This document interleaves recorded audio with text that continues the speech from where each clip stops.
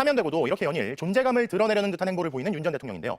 그런데 다음 주 월요일 내란 우두머리 혐의로 첫 정식 재판을 받으러 가야 하는데 형사재판 피고인으로 법원에 출석하는 모습은 보이고 싶지 않은 걸까요? 대통령 경호처가 윤 전 대통령이 차를 탄 채 법원 지하로 들어갈 수 있게 해달라면서 일반인 접촉도 최소화하게 해달라고 요청한 것으로 파악됐습니다.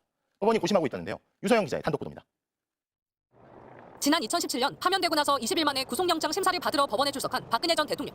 경호원들에 둘러싸여 다른 피고인들과 같은 출입구로 들어왔습니다. 질문엔 답하지 않았습니다. 구속 이후 열린 첫 재판 때도 법무부 호송차에서 내려 법정으로 들어가는 모습이 언론에 그대로 노출됐습니다. 다음 주 월요일 윤석열 전 대통령의 내란 우두머리 혐의 재판 첫 출석을 앞두고 법원이 경비 계획을 논의했습니다. 국민 알 권리와 다른 피고인들과의 형평성을 고려해 윤 전 대통령 동선을 어떻게 할지 논의했지만 아직 결론을 내진 않은 걸로 알려졌습니다.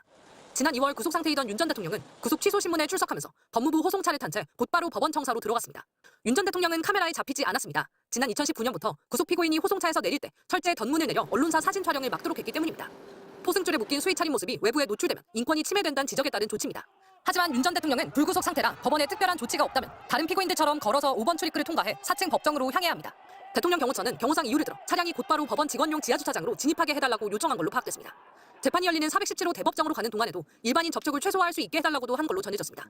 417호 대법정은 전두환, 노태우, 박근혜, 이명박 등 4명의 전직 대통령이 섰던 법정입니다. 윤 전 대통령 변호인단은 변호인단이 요구한 건 없다고 했습니다.